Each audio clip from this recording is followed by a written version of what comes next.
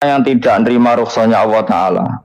Jadi orang wajib-wajib dilakoni terus kadang-kadang mergo dadi identitas isin ninggal. Kalau orang biasa puasa Senin Kamis saking terkenal puasa Senin Kamis sampai muka napa isin. Iku dosane kok Gunung Arafah. Wis hadis iki apa lho kowe ora puasa Senin Kamis.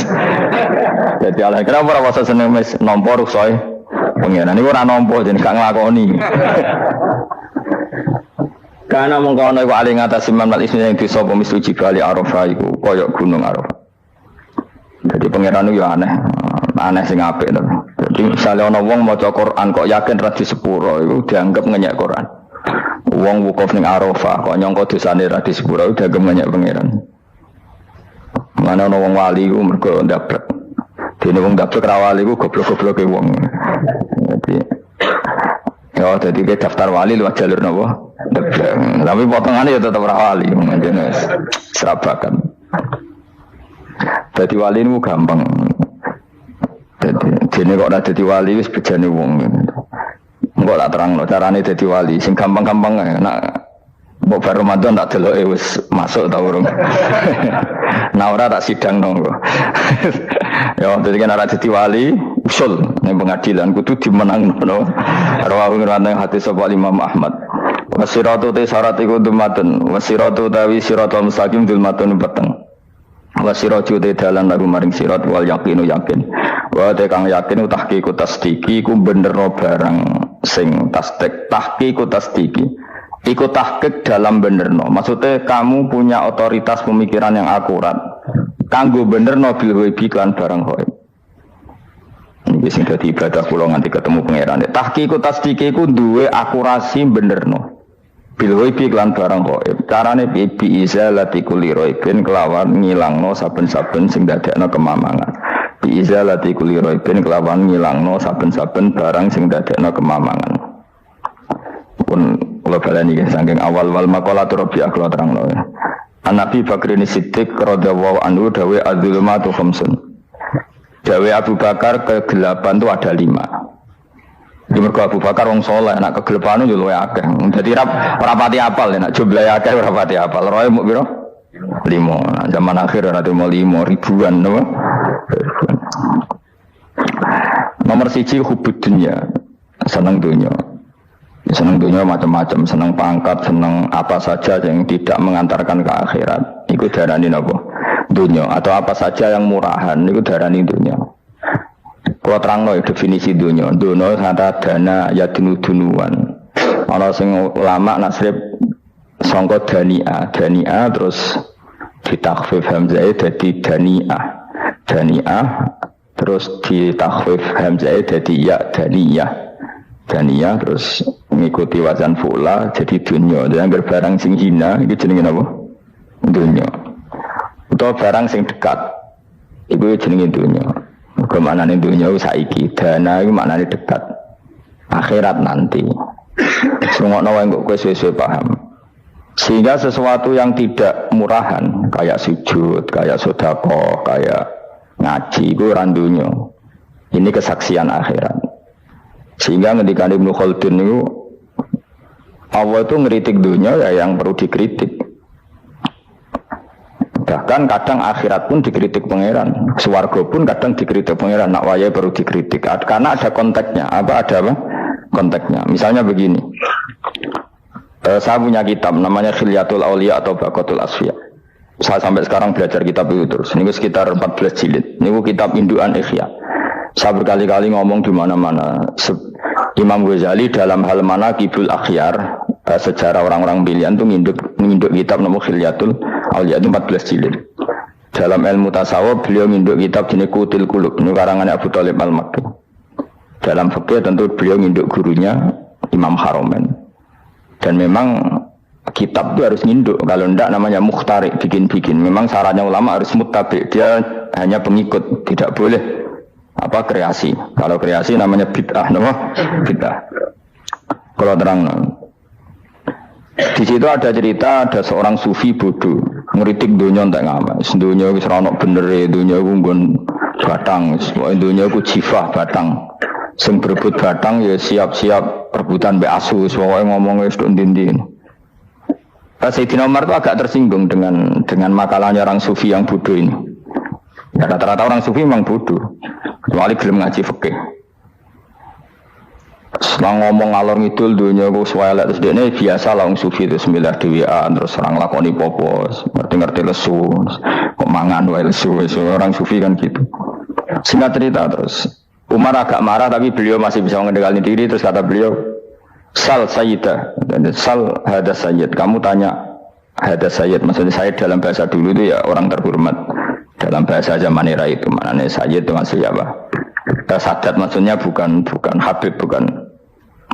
Kalau dalam bahasa Arab dulu itu memang kalau habib itu ya Nabi, kalau sayyid sadat itu sufia itu belum pasti maknanya apa habib ya tokoh-tokoh yang diikuti dalam apa makalahnya makalahnya.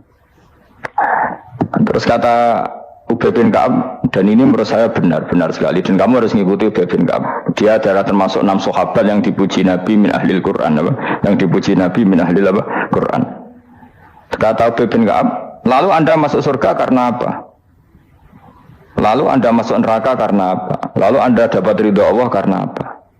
Kamu itu bisa masuk surga lihadidar karena kenangan di rumah ini, maksudnya karena dunia ini, karena sujud kamu, karena kebaikan kamu. Itu di mana? Allah mereferensi amal kamu ya di dunia ini. Kamu masuk surga karena sujud kamu di dunia ini, nanti masuk neraka karena keangkuhan kamu di dunia ini. Fahadi dunya mi'yar, dunia ini adalah takaran. Semua referensi Tuhan tentang akhirat itu merujuk kelakuan kita apa? Di dunia. Sehingga kalau kamu masuk surga selamanya lama, itu ya karena kebaikan kamu di dunia. Maka jangan kritik dunia ini, karena dunia itu mahalu sujudika, mahalu rukuika, mahalu khutbah, dia marah-marah. Sehingga semenjak itu kata Ibnu Khaldun, orang tahu dunia yang dikritik adalah dari madadul kalimah dani'ah, sesuatu yang murahan, apa? Yang murahan. Sehingga kalau misalnya orientasinya itu kebesaran li'ilai kalimatillah, maka itu tidak termasuk dunia. Dan yang suasananya akhirat tapi motifnya adalah kasal, kemalasan, itu yang benar-benar dunia. Makanya Imam Syafi'i sering kritik tasawuf itu sampai usisati tasawuf alal kasal. Ilmu tasawuf itu basisnya itu karena pemalas. Karena tadi misalnya begini, ini contoh paling gampang. Zaid itu di daerah pinggiran di mana Islam itu minoritas. Terus dia ingin kaya raya supaya bisa bikin masjid atau bikin komunitas Islam, atau dia ingin jabat jadi lurah supaya nggak ada pelarangan orang sholat karena dia yang punya otoritas bikin aturan. Atau kalau mungkin skup lebih besar, dia ingin jadi bupati supaya daerah situ familiar dengan Islam karena pejabatnya Muslim. Itu tidak dunia karena semua orientasinya untuk mengawal sujud, mengawal kebenaran. Tapi kalau kamu di daerah pinggiran kemudian milih dhewean kabeh kersane pangeran sithik-sithik kersane pangeran terus kamu meninggalkan aktivitas dakwah, itu yang dunia karena motivasi kamu adalah al-kasal males dari mewarnai buminya Allah ini dengan sujud. Ini yang banyak orang sufi salah paham. Makanya orang sufi harus ngaji fikih. Bendekne roh dielingno wong alim wong fikih nak kitmanul ilmi ku haram. Kitmanul ilmi haram. Menyimpan ilmu itu haram. Tidak memberi kontribusi dalam proses orang sujud adalah haram. Tidak memberi pencerahan pada umatnya Nabi adalah haram. Menikmati keasikan eling pangeran dewi adalah haram. Dia harus diingatkan gitu terus. Kalau enggak, itu bahaya bagi agama ini. Makanya dulu itu enggak ada orang sufi yang enggak ngaji ulama fikih. Sekarang kebalikan, malah wong sufi darani fikih mau kulit dekne wis tok hakikat sembrono.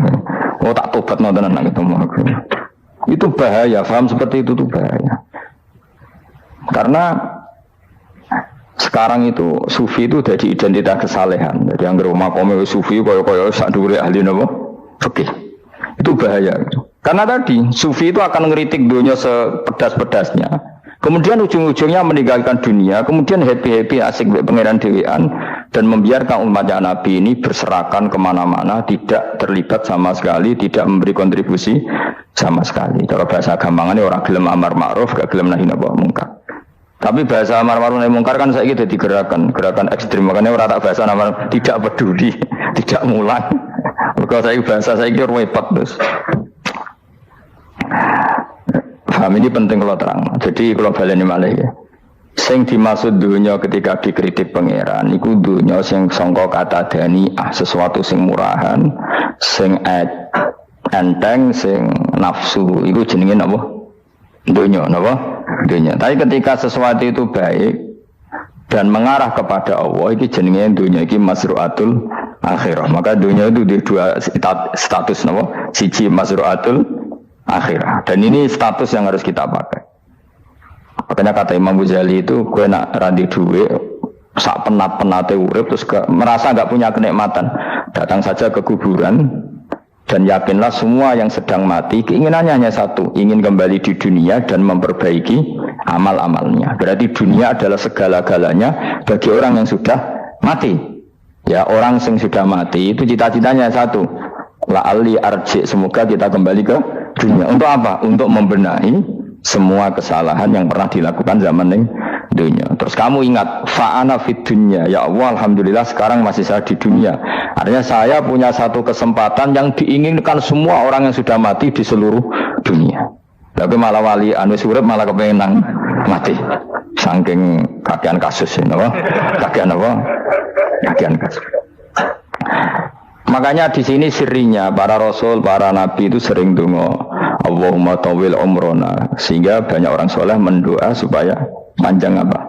Umur. Itu karena pas itu yang hadir adalah dunia dengan makna masruatul akhirah. Tapi ada juga wali dan nabi kadang-kadang donga, ya Allah, jika sebaiknya saya mati, mati saja. Itu ketika tergambar dunia yang sudah murahan, yang sudah arogan, yang sudah tidak jelas. Maka dunia ini punya dua status sekaligus. Jika prospek bagi Anda untuk masruatul akhirah, maka nikmati senikmat-nikmatnya. Tapi jika bagi Anda ini sudah menjadi ladang maksiat apa-apa, maka jadikan dunia ini tempat tobat. Karena akhirat itu nggak ada apa-apanya dibanding dunia. Jadi akhirat itu hanya mereferensi dunia, mereferensi dunia. Ini penting kula aturno. Kadang-kadang sufi kemudian goblok ora iso ngaji. Dia nganggep dunia sampai akhirat itu penting akhirat, tapi cara maknaninya salah. Lho kowe nganti ning akhirat mlebu swarga itu karena apa coba? Amal zaman di mana? Di dunia. Berarti penting mana dunia sama akhirat? Penting dunia karena akhirat mau efek, apa? Efek dunia ini yang pokok. Apa dunia ini yang pokok. Kalau Allah kan cara ngendikan tidak seperti itu. Allah cara ngendikan gini loh. Akhirat, maksudnya walal akhiratu khairul laka minal ula gini. Sesuatu yang berorientasi akhirat dan kemudian menjadikan kamu nyaman di akhirat itu khairul laka minal ula, itu lebih baik ketimbang dunia. Ora kok kowe nak ning dunia nak sepemelek ning akhirat apik ora ngarang ngono, nak ning dunia melek ning akhirat luwih parah. Kayak melarat cek ngene iki kan, tapi kan cek iso ngopi, cek iso mangan tengkleng. Sebenarnya ning akhirat gak iso blas, dunyel-unyel malaikat ngawur. Gayamu bareng melarat terus ning dunia lara lah, nak ning akhirat penak. Aku yakin ora luwih lara, tak jamin. Ora ini kan ketara nak keliru omongan aku ning dunia lara lah sementing ning akhirat penak itu ndak bisa. Kowe nyifati dunia nggon lara iku serapati ridho mbek pangeran. Berarti ketika iso ngopi ra syukur, ketika iso mangan ra syukur, anane nyifati dunia lara. Berarti rapati ridho mbek pangeran. Malah dibles-blesno sebenarnya. Pemenang nak pengurus akhirat aku tak tekek. Mak lo pengurus mbok ora sebenarnya. Tapi gak ada rencana daftar jadi panitia apa? Akhirat. Tapi kira rata syafaat dia biarno karena ini penting kalau terangno. Makanya Imam Syafi'i masyhur makalah beliau tentang fikih dan tasawuf itu. Ini saya kutip ya, dan saya memang saya hafalkan terus makna teman.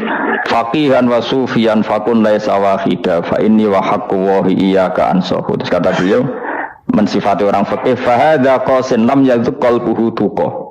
Wa hadza jahulun kaifadul jahli yasluhu, itu masyhur. Di dunia ini, identitas di dunia kita, dunia ulama itu hanya dua. Kalau enggak sufi ya faqih. Kamu jangan jadi salah satu. Faqih adalah orang sing qasin, itu qalbuhu qasin, hatinya itu keras, hatinya atas. Lam jadu qalbuhu tuqas, gak ditakwa blas. Wong faqih ora ditakwa blas, gak di empati blas. Tapi orang sufi itu ada jauh ini malah geblek blas, malah parah meneh. Sing sitok atas hatine sitok geblek dari Imam Syafi'i. Kena protes berarti Imam Syafi'i coba protes aku. Kenapa begitu? Misalnya gini orang fikih. Kalau bapak nyontohkan tuh gini. Orang fikih itu punya aturan. Misalnya kalau rukuk tidak begini nggak sah. Sujud kalau nggak begini nggak sah. Sholat kalau tidak begini nggak sah. Oke, aturan itu baik. Tapi punya keangkuhan berpikir. Misalnya ada orang desa terbelakang, misalnya di pedalaman Gunung Kidul, Kulon Progo. Ada orang yang ditobatkan orang-orang sufi. Orang sufi itu ya saya untuk goblok-goblok itu, misalnya nobatkan. Enak wae wong fakir melok nobatno tapi tahu-tahu bilang ini sholatnya nggak sah, rukuknya nggak sah, Fatihahnya nggak sah. Jare sing sufi, wah semane nobatno ora iso sholat apa ora disahno. Si sufi ya goblok pisan, ketika ngawal si ajudannya tadi sholat nggak dikawal. Sehingga banyak aliran di Jawa sholat ala kali Joko ya ono Fatihah mau meneng tok. Sitok sujud tok. Jadi ini sitok atas hati ini orang gelem bina tapi muni rasa. Sitok goblok ora tahu nerusno pembinaan. Akhirnya ya mandek ning satu kesalahan dan diwaris ya bergenerasi-generasi. Makanya kata Imam Syafi'i itu sitok goblok, sitok atas hati ini. Jadi kamu jangan jadi salah satu itu. Makanya kamu aman karena kamu tidak sufi ya, tidak fakih. Makanya nggak masuk, nggak masuk yang dikritik Imam Syafi'i. Kamu sufi ya ndak, fakih ya ndak. Makanya kalau Imam Syafi'i kritik itu, tapi alhamdulillah saya tidak dua-duanya. Ya ndak sufi, ndak fakih. Karena orang sufi itu kalau ditelusuri itu memang kesalahannya terlalu banyak. Kecuali dia mau ngaji fikih. Kenapa? Kecuali dia mau ngaji fikih. Kayak tadi misalnya, sampai Imam Syafi'i zaman itu duka yang menghentikan usisat tasawuf alal kasal. Ilmu tasawuf itu dibina itu berdasar kemalasan. Saya punya teman sufi banyak. Saya ini kiai loh. Punya teman sufi banyak. Tekon dengan kula Gus dunia rusak, sementing sakniki niki ngatah-ngatahno istighfar. Memangnya kita bisa diistighfari pangeran di sepuro pangeran ketika kamu orang alim ndak mulang? Memangnya kowe iso di sepuro pangeran ketika kowe sugih zakat? Memangnya kowe iso di sepuro pangeran wis kere ra nyapu masjid teko Jumatan, bareng ngrokok itu usep-usep ning pojok masjid bar mulai. Enak wae. Ana keran coplok is dibarno. Memangnya kamu bisa jadi orang miskin seperti itu kemudian dimaafkan Allah? Tidak bisa. Kamu harus terlibat dalam proses sholat. Wis kere ya urun gawe keran, misalnya orang ngono urun masjid ya nyapu-nyapu, sing sugih urun dhuwit, sing alim urun mulang. Kok enak? Dunia bangga rusak terus kabeh dhewean. Menang sebenarnya kedean rokok rata baturi ya. Tidak bisa, sufi seperti itu tidak bisa, tuh kriminal. Malah Imam Syafi'i dalam satu makalah besok tasawuf awan serondok, saking ekstrimnya beliau. Nah kenapa Imam Ghazali muji orang sufi? Kitab-kitab risalah Kusyirah muji orang sufi itu sufi-sufi yang kayak gue, sufi-sufi yang belajar fikih, kenapa? Sufi-sufi yang masih mau belajar fikih. Kok enak? Jadi sufi itu maknanya sidik-sidik. Zaman lu rusak itu tidak seperti itu. Nak rusak, ya amanat pengiran pun melok dandani. Nah, ketika rakyat didandani sebetulnya nggak masalah, kan ada alternatif. Misalnya gini, ada mobil rusak nggak bisa dipakai. Memangnya mobil hanya itu. Kan ada mobil yang lain itu jenis fakih. Ini enggak, kamu punya pemimpin hanya 2 atau 3 lah, biar nggak nyindir. 3 atau 4 lah. Ketika 4 ini orang ini gagal, seakan-akan Indonesia gagal. Memangnya Indonesia hanya punya orang 4 itu, goblok sekali kita berpikir gitu. Segoblok-gobloknya apa?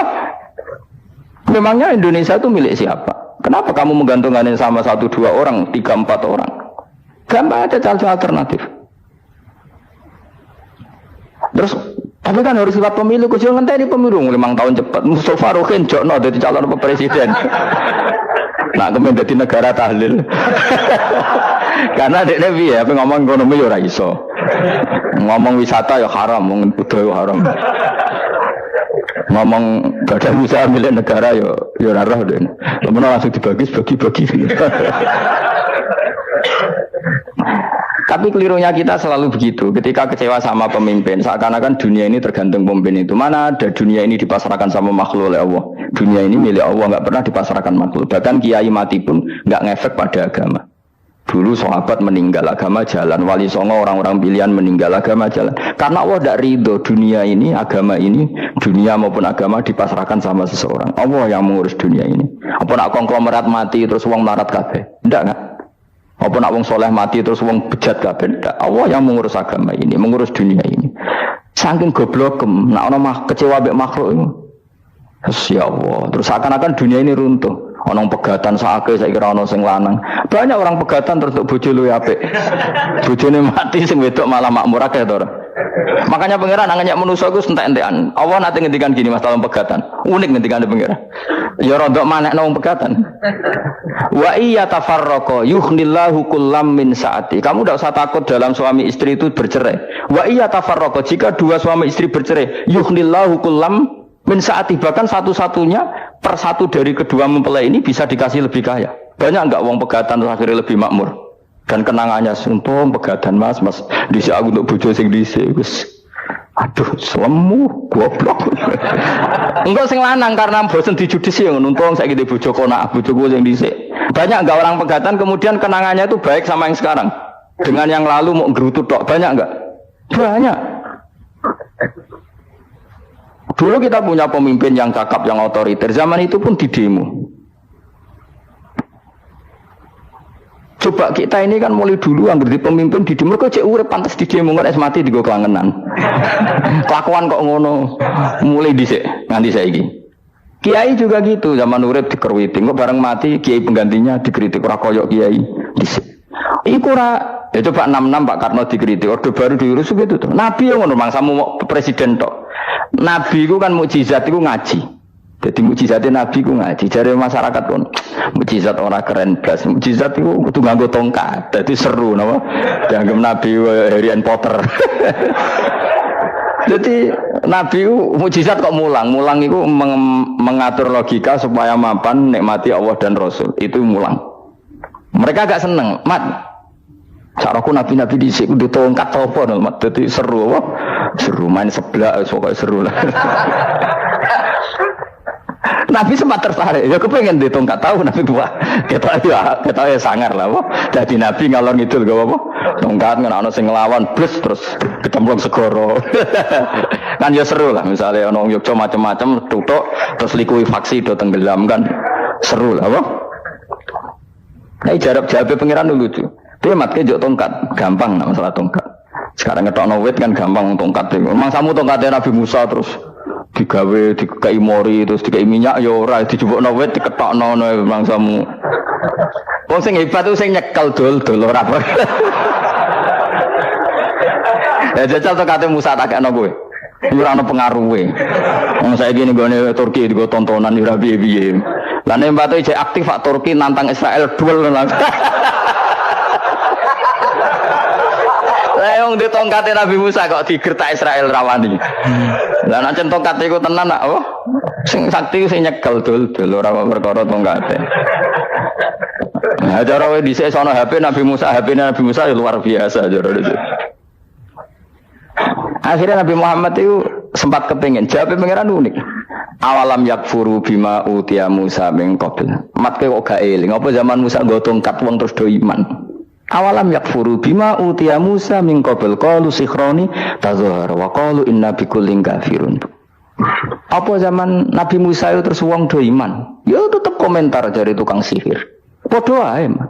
Nggo mujizat ora padha wae wong nek berdua ya tetep berdua. Zaman Pak Karno sing tukang ngeluh ya ngeluh, zaman Pak Harto tukang ngeluh ya ngeluh, zaman Mega sing tukang ngeluh sampai saiki sing tukang ngeluh ya wis kegiatan. Kiai yang ngono. Kadang ada kiai saiki misalnya Surabaya zaman Mbak Arwani, Mbak Zubeh. Memangnya zaman Mbak Arwani wong kudus ngaji kabeh. Mangsaku ya kelakuane wis ngono-ngono wae. Misale kula ya kadang ya wong komentar. Gus wae ora kaya zaman Bandur Salim. Lah aku wis dididik bapak, zaman Bandur Salim po wong ya ngono. Kok bapak zaman Bandur Sam po ngono sampai zaman Basunan Bonang misal. Ayo jajal. Masa wong Yogyo saiki ora kaya zaman Bali Maksum Mbah Munawir. Memangnya zaman iku wong ngaji kabeh. Tidak juga kan, sarahku kayak nak ngaji sing ngaji wong ngono-ngono iku pancet wong iku. Itu pengalaman. Makanya ketika Nabi Muhammad kemudian dimujizat Nabi Musa jabe pangeran bi awalam yakfuru bima utiya Musa min qabl. Apa zaman Musa terus do iman mat. Padha wae engko masuk go tongkat ngalor ngidul ya. Biasa wae mat. Gak usah mujizatan mulang wis ngaten. Lho kula lho mau tawani pangeran mujizat kok tongkare Musa. Kula mboten purun. Ya perkara kok malah lucu. Nabi kalor ngidul go tongkat. Nabi Musa itu kate biasa kan, sing kodang ku wonge. Lah saiki ejek ning Turki. Nek kata tenan jek top Israel tuntas suwabet terus likuifaksi tutup suwabet meneh dadi negara bebas wong Israel. Terus Rajab Tayyip manggon kono. Aneh-aneh iki. Makanya penting yang dikatakan mukjizat yo ngaji. Ngaji itu bisa membentuk yakin. Yakin itu bisa membentuk tahqiq. Nah caranya yakin gimana? Tak warai kan, ben dadi wali. Wali sing jalur ilmu, jalur melarat wis kowe luwih iso lah. Wali ku jalur akeh. Alim ya iso dadi wali, zuhud dadi wali, melarat ya iso dadi wali. Syaratnya ridho ora kepengin sugih.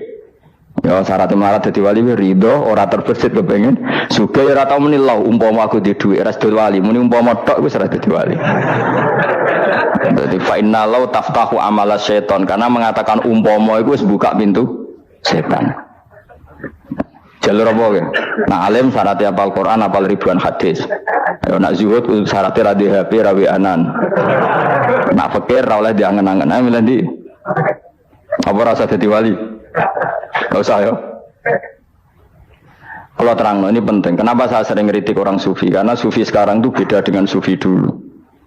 Di Jawa Timur itu keluarnya para kiai ya gitu. Kalau ada orang ikut torekoh tertentu, terus gak gelem ngaji takrib, akhirnya elinge pangeran suwengi tapi sesucine keliru. Masalah didik anak bojo keliru. Karena ya mau sementing la ilaha illallah terus maca la ilaha illallah terus itu gimana? Kalau kita iman sama Allah, ternyata iman dengan aturan-aturan Allah. Misalnya kita seneng cawe wedok, terus mbok sebut jenenge tok, kono njuk wedak ra mbok kei, njuk mangan ra mbok kei. Terus kamu tidak mempelajari sing disenengi pacaran ku apa? Senang Allah itu maknanya senang ketentuannya Allah. Allah yang murka itu apa? Kalau kita zina, kalau kita maling, ketika korupsi. Allah yang suka apa? Kalau kita sujud. Lalu syaratnya sujud apa? Harus dalam keadaan suci dari hadas besar maupun hadas kecil dan tempatnya tidak ada najis. Bahkan harus gitu. Itu senang Allah kok menurut Allah semengi terus pingsan, kesemper, terus nak tepak harus darani wali. Nak darani wali ono salam template. Wah apa-apaanan. Nanti bapak kula saking kerase. Lah wong darani wali nek melete keren aku jadi. Tak top aku jadi. Kok saged, Pak. Paling zaman akhir darani wali dadi gula, wong salah templek ngekeki dhuwit. Tapi nak wong alim darani wali sing dadi pinter akeh. Coba jajal lah wis ayo. Nak ora percaya Ruhin mu'allimno nak saiki wali, nak ora dadi gula mbek dhuwit. Ayo saiki umumno nak Ruhin iku wali. Reaksi masyarakat kira-kira piye? Salam template terus sangat malam merek rokok Ruhin, misalnya rokok apa ya terus ditukokno. Tapi umat dapat apa? Tapi ketika orang terkenal alim, umat dapat banyak karena bisa ngaji, carane sesuci piye, carane zakat, piye yang wajib zakat apa saja, carane dekat. Tapi saya gak wali kalah mbek apa wong alim kalah mbek wali. Kula niki diceritani Gus, kula nek wong alim Gus, jejer mbek wong terkenal wali kok ora salaman bedene. Ya akhirnya melarat salam. Maksudnya salaman kok ono maknane ning Jawa Timur. Ora usah diterangno maknane opo. Wah kere. Wah kowe padha wae wong alim kok kasut to lho. Nek kasute perkara hasile iku. Iku ya sarap pisan padha wae. Sing kanca kula niku sing. Tapi sebenarnya kita harus jadi pelajaran. Kalau ingat Allah itu ingat aturan-aturannya Allah. Terus keling Allah suwengi terus piye? Allah bikin aturan, kamu suwengi ning masjid itu ketentuan fikihnya kayak apa? Kalau istri kamu sakit, anak kamu sakit, kamu wajib menghormati anak bojo dan itu juga perintah Allah. Terus Allah dulu nggak ada zaman Nabi seperti itu. Nabi itikaf suwengi ning masjid besok pikir wiridan, ya mulang biasa. Wiridan sekadarnya, habis itu Nabi yang ngajar biasa. Siapa yang tanya tentang haid, siapa yang tanya tentang ghanimah, siapa yang tanya. Jadi yas'alunaka 'anil anfal. Ketika mereka iskal, lalu ghanimah cara bagi gimana ya Rasulullah? Dibagi walamu annama ghanimtum min syai'in fa anlillahi khumusahu wal rasulullah 1/5. Ada yang tanya lagi, wa salunaka 'anil makhid. Istri saya cara ngakad tidak normal ya Rasulullah. Kadang-kadang over. Terus disebut itu istihadah apa? Itu ditanyakan. Ada yang kaya usul, ya Rasulullah duit kula kathah lalu tak kasihkan siapa? Ya salunaka madzayun fikun. Ora kok terus eling pangeran sungi-sungi terus do ngantuk, bariku keturu, bariku makan-makan ora ono ngono. Coba, jika seseorang terkenal wali itu paling untung udekne. Ini bukan kritik kan. Memang harus dikritik. Kritik aku enak aku kualat, kowe ra wali kok kritik wali. Kowe cuma melok-melok. Karena apa? Kita ini syafaqatan di hadil ummah, kita kasihan umat ini mencintai kiai, kemudian tidak dapat apa-apa dari kiai itu. Caranya apa ya? Kita mulang. Makanya Rasulullah itu masyhur kan di sebuah hadis, sama cari di Muqaddimah Majmu', di Muqaddimah ya hampir semua kitab ulama top itu menyertakan hadis ini. Nabi ke masjid, ada satu kelompok yang nangis-nangis ndonga, ada sekelompok yang mulang fikih. Mulang itu ya iki halal, iki haram. Iki sholat begini nggak sah ini. Pokoknya mulang aturan-aturannya pangeran. Nabi ngadeg, kemudian Nabi bilang gini, kilakuma ala khairin, dua kelompok ini sama-sama baik. Tapi apa yang terjadi? Amma haula fayatuna waha, mereka adalah kelompok-kelompok yang minta sama Allah. Insya'a ajaba wa insya'a la. Kalau Allah mengendaki ya disembadani, kalau enggak ya enggak. Tapi ini kelompok yang membicarakan hukum-hukumnya pangeran. Pasti Allah ridho. Wa innama bu'istu mu'alliman. Memang sing jenenge Nabi itu untuk mengumumkan halal haram. Maka Nabi terus ikut yang kelompok belajar tadi. Karena dikatakan coba Nabi diutus jadi Nabi itu apa? Saya tanya. Bikin aturan, caranya tawaf ke Ka'bah begini. Dulu tawaf itu wudu. Dulu tawaf itu bawa hubal lata. Dulu tawaf itu dengan penuh kemusyrikan. Nabi datang, cong tawaf itu aturannya gini. Enggak boleh ada yang berbau syirik. Caranya tawaf 7 kali. Baca kalimat ini. Sa'i juga gitu. Dulu yang namanya sa'i itu setar megang berhala Isaf. Nanti di Marwah megang Nailah. Setarnya gitu. Dari kesirikan ke kesirikan. Terus Nabi datang, enggak boleh megang Isaf dan Nailah. Harus dibongkar. Dimulai dari labbaik Allahumma labbaik la syarikalah innal hamda wa ni'mata laka wal mulka la syarikalah. Itu Nabi. Sehingga saking ekstrimnya sahabat itu dulu enggak mau disuruh sa'i. Enggak ya Rasulullah, kita ada sa'i, tempat yang dulu kita syirik di situ. Karena kalau sofa setarnya pegang Isaf, nanti kalau di Marwah pegang Nailah, itu nama berhala. Terus Allah menurunkan inna sofa al-marwata min sya'airillah faman hajjal baita wa atamara fala junaha. Istilah pangeran fala junaha. Kalau kamu sudah Islam, nggak apa-apa sa'i. Kenapa bilang nggak apa-apa? Karena dulu pernah sahabat merasa dosa, karena itu dulu basis kemusyrikan. Jadi ini penting saya utarakan. Lagi-lagi yang digerakkan Nabi adalah aturan main dalam hidup ini. Nama aturan main. Lalu kalau wingi pasaran wingi ini kalau mucal nopo sebenarnya. Kalau mucal Minhajul Thalibin, karangan Imam Nawawi, kitab fikih. Mergo kalau niku mangkel. Kadang wong alim terus darani wali. Darani wali ngono wong teko njuk pangestu. Kadang kurang ajar meneh wong ape kaji njuk ndongakno kaji mabrur. Luwih parah meneh. Nah, kula tak ngamuk tenan. Kowe nak langsung ndongakno wong iku kaji mabrur padha karo ana wong ra iso numpak sepeda motor. Iki kula badhe numpak sepeda motor, ndongakno slamet. Wong belajar ya ora kok njuk ndongakno slamet. Mestine iku takok sik carane numpak sepeda motor piye lagi njuk ndongakno slamet. Wong isi soe ra mesti slamet. Iki rong iso apa? Ya iku badhe numpak sepeda motor ndongakno selamat. Aneh gak pertanyaan seperti itu? Permintaan minta selamat ketika kamu tidak bisa naik motor itu aneh gak? Aneh. Kalau kamu mau haji, takut syarat rukunnya haji, baru minta didoain haji mabrur. Ini ndak, masyarakat tahu-tahu minta haji mabrur. Oh nak tonggo kulo tak bisa itu. Untung ngomong Rembang rawat aku loh. Jadi orang sengwani. Agar mereka haji, Gus kulo badhe haji supaya sah ya Gus. Tak ulang tenan begitu. Selain tentu belajar di manasik. Paling tidak dengan fatwa seperti ini orang terbiasa nak tekoni manasik itu dirungokno. Napa? Kadang ya orang tekoni manasik ngantuk tok. Itu tidak bisa, harus diwarai. Misalnya tawaf dimulai dari Hajar Aswad dan usahakan menjauh dari Ka'bah 1 meter atau setengah meter. Karena kalau terlalu mepet Ka'bah, takutnya tadi nginjek pondasi Ka'bah. Jadi tidak ngitari Ka'bah tapi tawaf di atas Ka'bah. Kedua, kalau terlalu dekat kiswah Ka'bah itu mulat tokah bitit. Kiswah Ka'bah itu penuh dengan minyak. Dan kalau terlalu dekat menyentuh, padahal orang ikhram itu enggak boleh nyentuh kiswah. Jadi harus diterangkan. Malah dia kaji marugi kalau gitu terus dia mau nangis. Belum mau nangis servisnya akeh. Ini apa-apaan? Mau dibawa kemana agama ini? Kemudian sing juk ngomong suga dia ini nangis tenanan oleh nyangon itu akeh. Nah, cara bapak nangis seru banget teman. Saya nangis anak jadi kiai. Pokoknya ulang nak ragilem wis buat nulis. Tobat song ini tobat. Marah ini uteknya ini marah.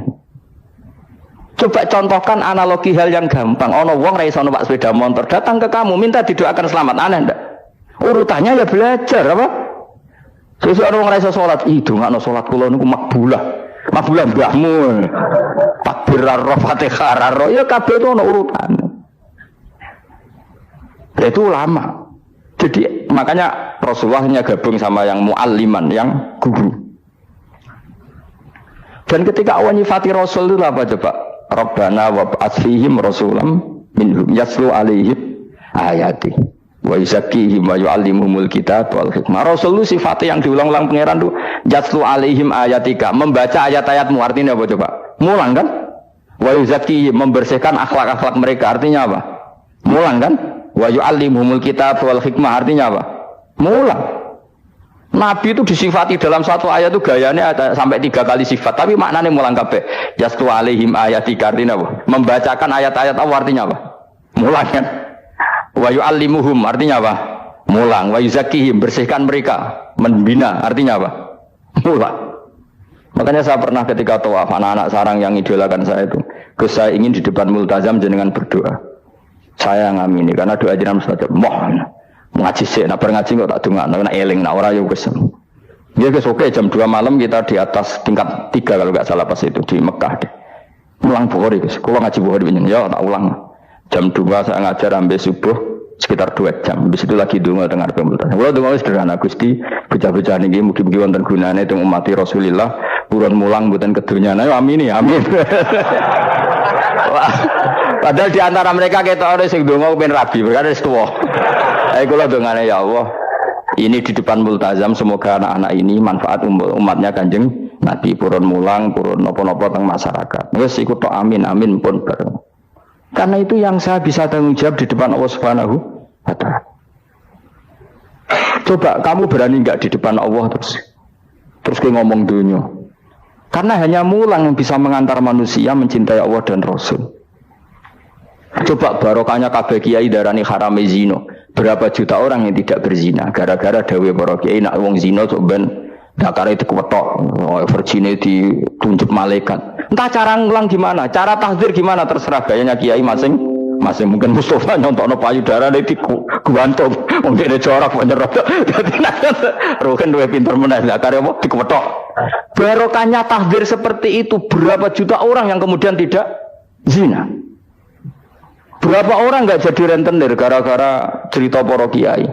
Berapa ribu juta orang yang enggak bodoni mergo apa jadi ilate itu apa digunting malaikat. Ini kan sudah kebaikan yang sudah masif. Kenapa tidak kita tiru? Lalu ada gerakan wong tekone masjid sudah jeleng apa tok terus gak jelas ilinge itu perkara apa? Kalau itu selingan enggak apa-apa Kang, ya 1 jam, setengah jam. Liyane itu ya tetap dibelajarkan halal. Ya, tapi kalau mereka bilang, lah tapi kalau buatan sakit ya nyewa kan orang nganggur-nganggur ruhin Mustafa kan iso disokon mulang mabadik fikih. Ojo nyewa aku wis kiye gede larang. Ini kan murah 200.000, 300. Lho kula ra narep lah wong kan wis rawani nyangoni sithik. Jare Mbah Mun resiko gak seneng kiye gede. Wis salami templek kadung ra pantes. Salami sithik lho kadung gak pantes. Mana jane kiai ngundang kiye cilik. Kiye gede resiko. Ya, misalnya mulang fikih ngongkon aku. Wong wis sepakat. Nah, kowe kan sangoni 200 kan pantesin ya. Kowe piro, Mas? Nyoro, malah jare bangun kiai cilik ku tak bangel sugih. Kok nak kiai gedhe wong nyalami templek sithik ya isin. Nek kiai cilik ku ya biasa wae. Padahal sing iki luwih butuh. Ya sakit nek kiai cilik ya sakit. Tapi salah ilmune ra ngontapi akhirnya ya wis tok kono wae makome tok kono. Ya saya ulang lagi ya. Makanya kritik kita pada sufi itu bukan karena kita benci orang sufi enggak. Kecuali mereka mau belajar fikih. Dulu itu biasa ulama top sufi ngaji kiai fikih itu biasa. Kiai fikihnya yang ngaji ulama. Dulu kan Imam Syafi'i sehebat itu kamu kira enggak ngaji tasawuf? Ya ngaji ya biasa sama teman-temannya tasawuf kecil-kecilokan. Sama tak cerita Imam Syafi'i itu punya teman dekat namanya Syaiban Ar-Ra'i. Ini enggak kecil-kecilokan fikih lucu. Dia rasa tersinggung sebagai partai fikih ya rasa tersinggung biasa. Imam Syafi'i itu sering dolan ngene Syaiban Ar-Ra'i. Dia ulama sufi.